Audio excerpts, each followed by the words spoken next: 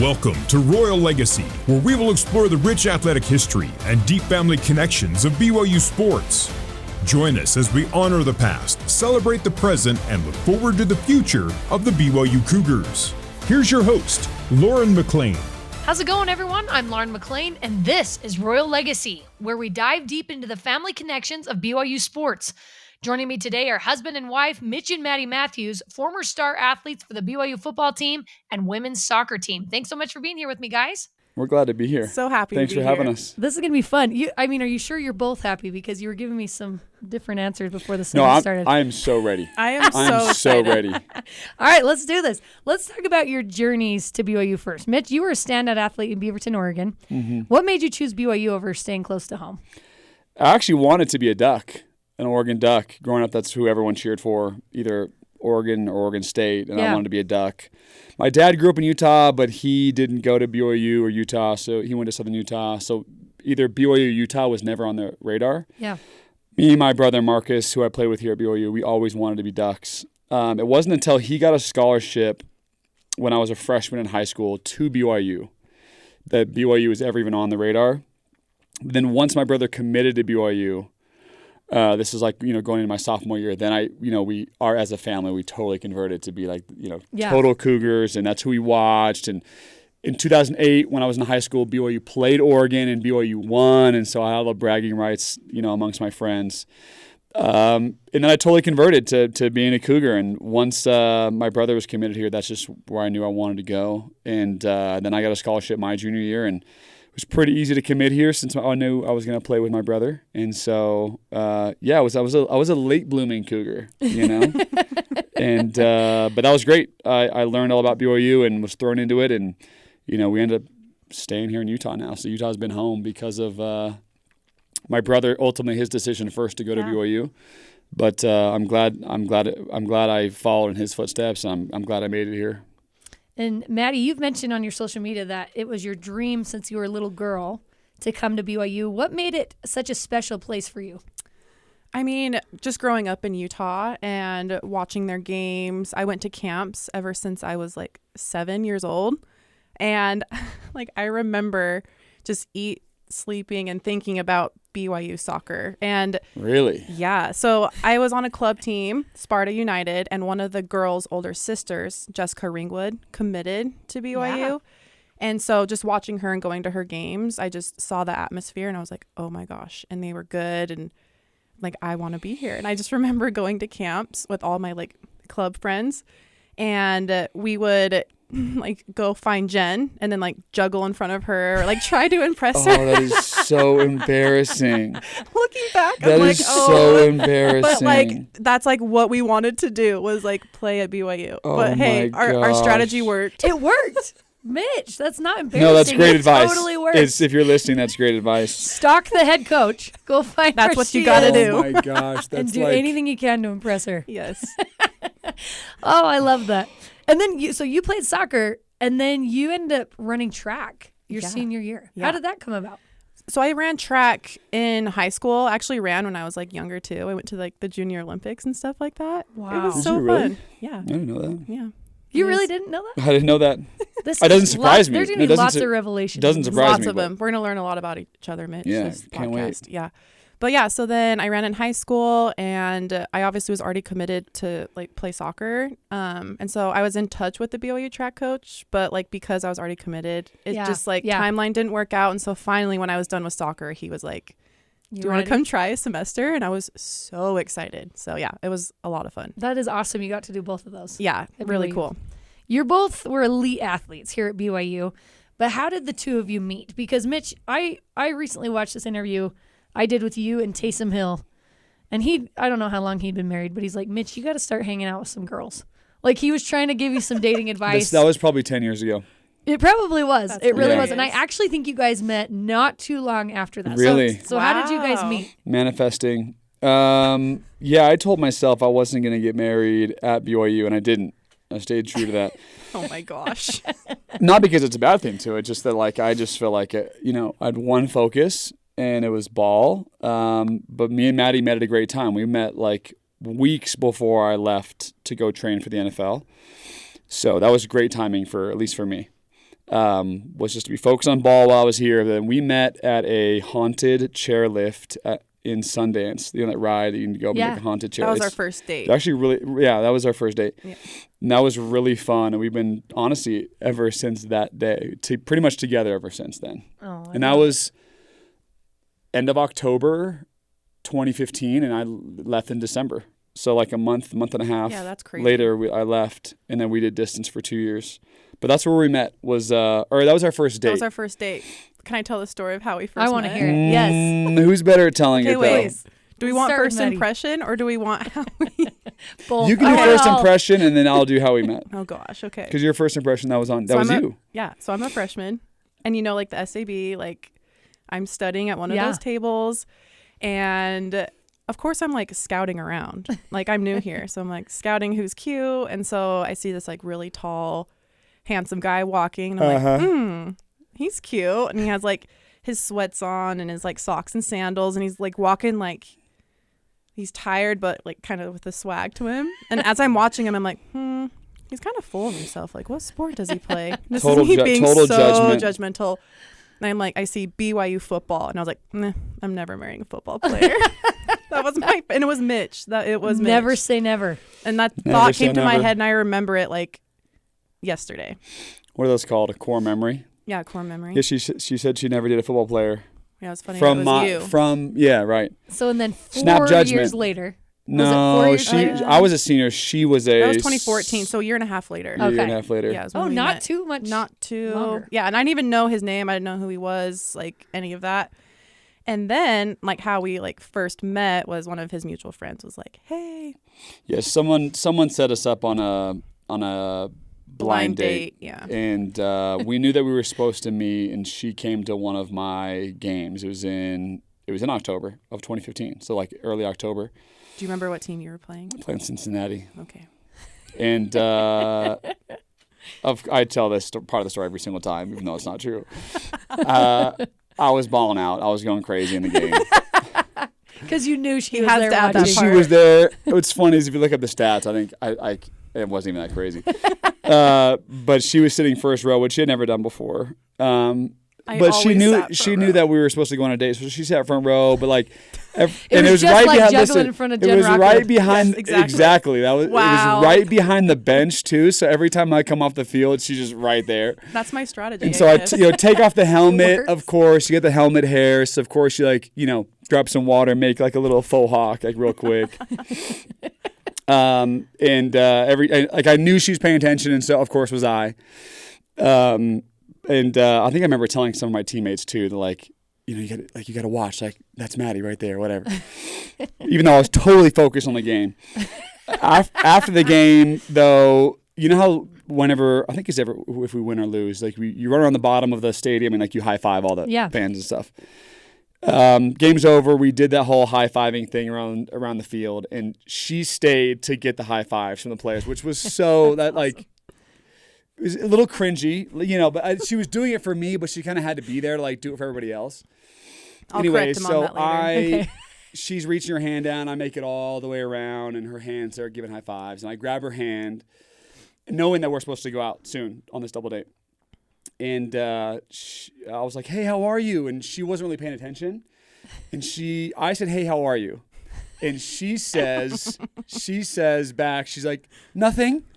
As if she thought I said, "Hey, what's up?" Sense. She thought I said, "Hey, what's up?" So she says nothing. I said, "Hey, how Good are you?" start. She Yes, says I nothing. know. And I remember I froze because I didn't know what to say to that response. We both looked at each other like, I didn't know what to say. What? So I just kept running. Yeah. I just kept running. She left. Whatever. So that was our first time we had met, and then we went on that date. We redeemed ourselves after on the date, but the first impression we both were like, "Huh?" First impression was off. Let me tell you. Well, tell me you brought that up the first day. I feel like those are stuff you got to air I it made out. fun of her You got to the be like, second I "Hey, saw That was like the first thing, like, Good. "Hey, what's up, you nothing," can't or let something like You that. can't let that awkward moment linger like later. yeah, exactly." Hey, by the way, a year ago, this has kind of been eating me alive on the inside. Like, I need to tell you this. No, you had to bring it up right away, Well, it's funny because he's like front row. She never sits front row. Like that's where the athlete section is. Sit there. She was right there, and then I was over the banister. Like, and then I was with remember Colby Pearson and Grant Jones. Yes. Okay, so I was sitting next to their wives, and so they were waiting for their boyfriends. So I was just standing next to them, and I had my hand out talking to them. Totally makes sense. So I was turned around to grab my hand. The story checks out, but yeah, it does check out. Anyway, all right, Mitch, I want to know what was going through your mind when you first saw Maddie on the soccer field in her element. Oh, I mean, it's just next level. Like she has like if you know her personality, so kind, so sweet, 0% competitive. Just an amazing person. Everyone loves her. Like she has this like sort of gravitational pull around her.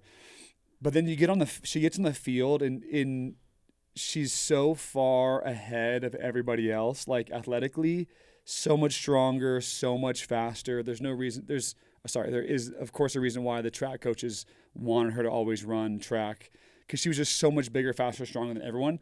And it was just like so fun to see her in her element in her game, and then playing the sport that she loved, but just to watch her against everybody else, it was a man amongst boys.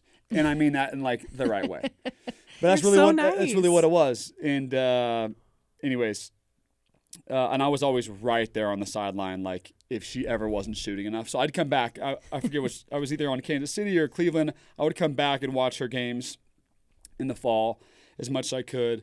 And I would be right there on the sideline yelling for her to shoot the ball. Halftime, I would like grab her, like, stop passing the ball, shoot it. I was always looking to give my teammates like assists instead of shooting. He's like, no, first look, shoot. And I was like, okay. Shoot the freaking thing. Yeah.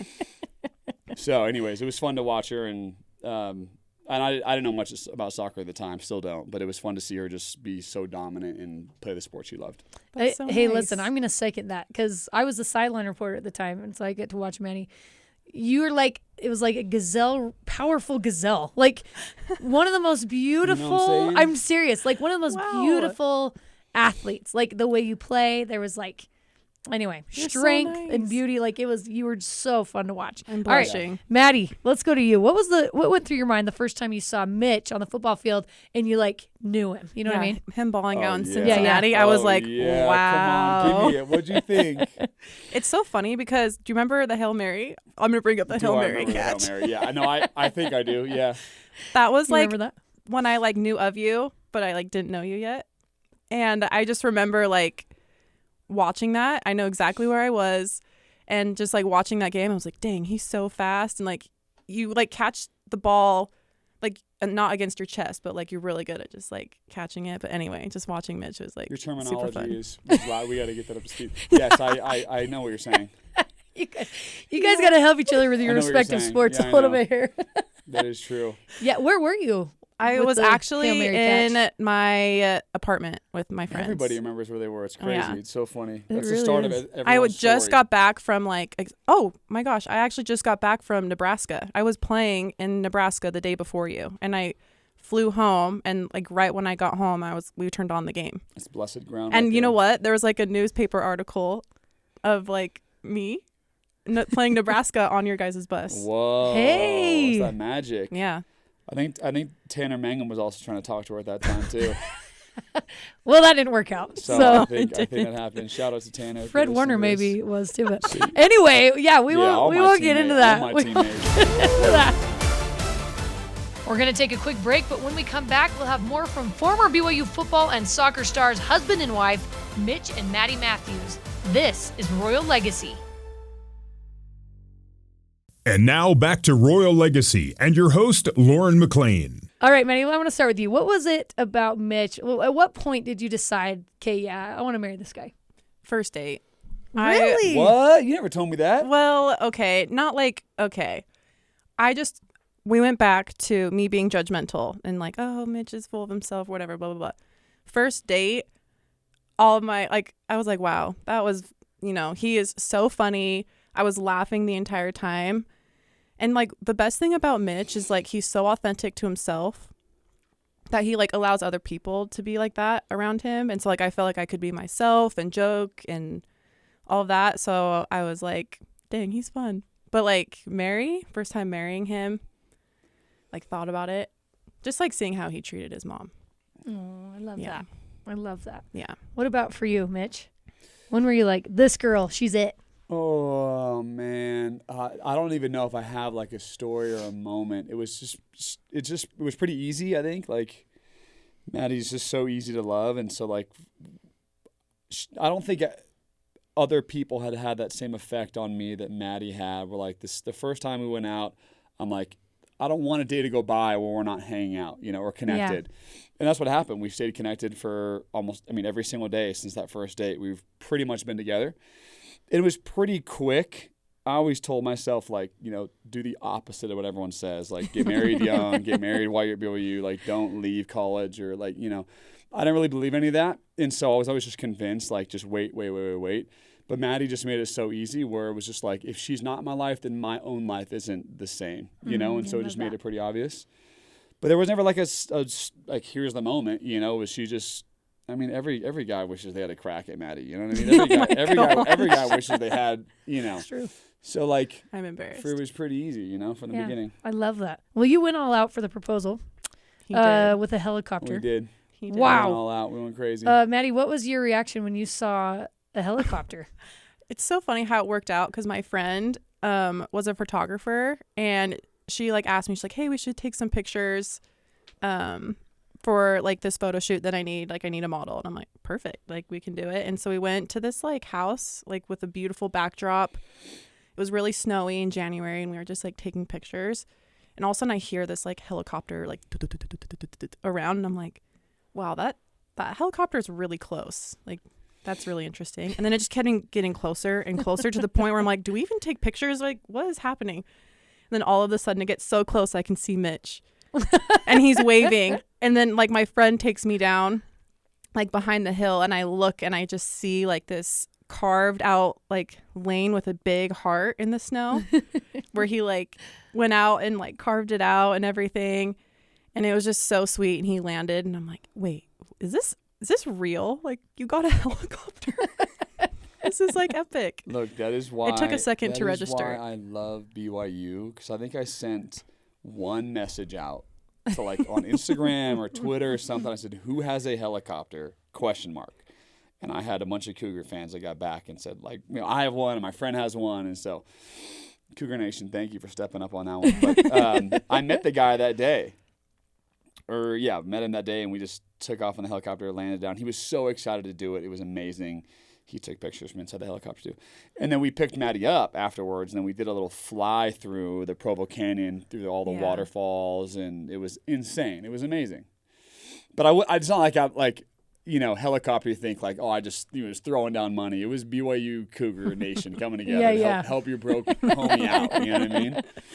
But it was worth it. Pieces came together. And like family like popped out, like they were hiding the whole time. Right. Like My bless your family was guys' there. hearts. It was so cold. I'm over here taking like pictures, and they're just hiding in a bush. Such a good memory. Such a good memory. I love that. It was such a good memory. You're yawning. Yeah, I'm sorry. so Yeah, excited. it was wow. Loved that moment. No, it was great. We loved it. So you guys, you had amazing careers at BYU. You met each other at BYU. What would you say is the thing you love most about your experience at BYU? Let's start with Mitch. Loved most about, since we're on this theme, you got to stay on this theme. Best experience at BYU, man, I don't want to go into like football because that's just like off topic, but I think it was learning how to balance life. Like when you're 18-year-old kid, your parents do everything for you. You don't really have to think. You just play ball. I went on a mission, before I really came to BYU and played, and still everything there is so structured for you. When you get to BYU, you have to balance school, which I didn't do very well. But you have to balance doing school. You have to balance football. You have to balance, social and dating and family, and then also charity stuff that you do, like speaking and visiting kids and in hospitals or going to groups to speak, and you have to just balance a lot. And so I just remember thinking, like, I'm really growing up at this time. And BYU is probably the most formative years of my life because you're without parents. We have the structure of football, of course, but like as a human being and as a man, like this is what I had to figure out. Like, how do I balance being a super high performer in football and then school and then all the social, like just really everything, And then now in life, I look back on my time at BYU, and I'm like, that really helped me balance everything. And then now as a dad, as a business owner, those moments were formative to me to like know how to perform through stress, know how to perform after a bad week or a bad game, like the bounce back, and knowing how to, have high self-esteem, but also be humble enough to serve. Like BYU was very formative for me to learn how to be a good man and a good human being. I love that answer. What about for you, Maddie?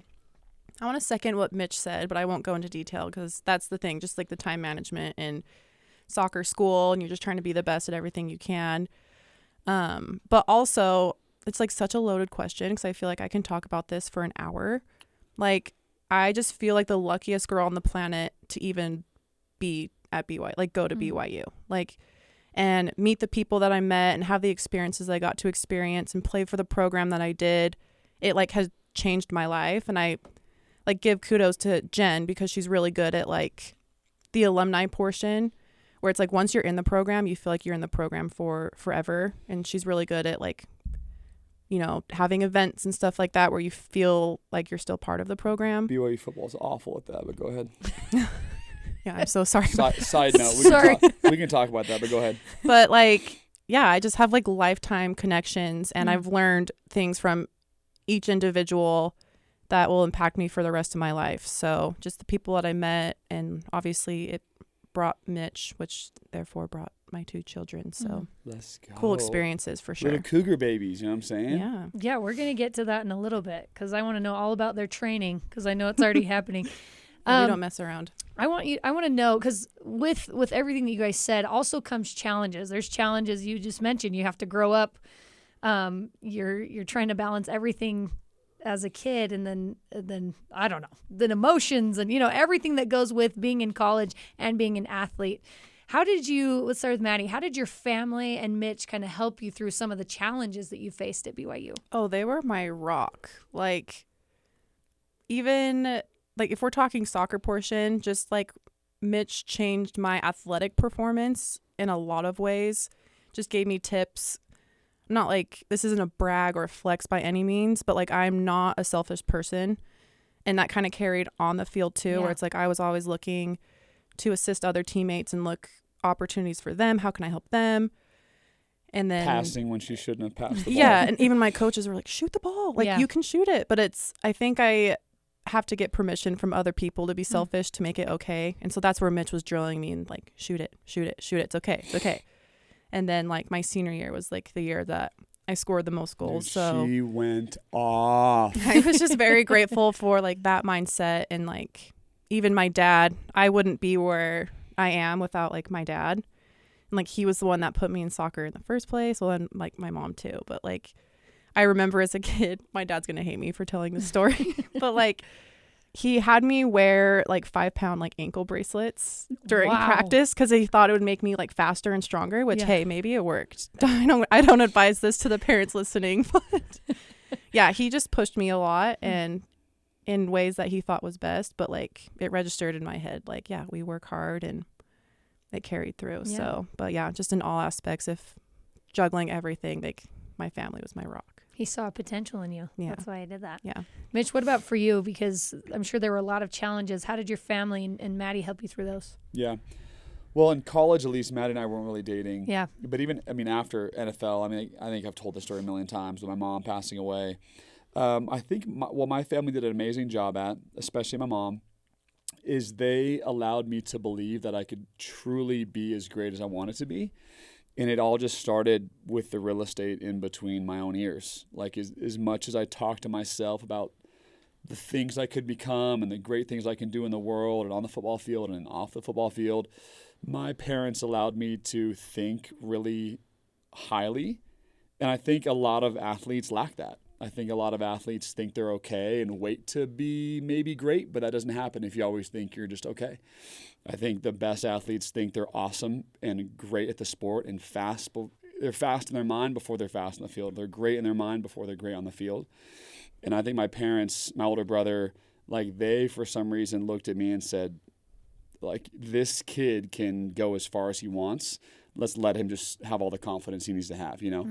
And then Maddie was just always right there. She was there for some of the worst moments of my life. And so having her there at those times, you know, getting me back to in the right headspace to, you know, having a funeral while I'm playing in the NFL, funeral for my mom, like having those things and still needing to perform. Like, my family was just this little tight circle around me.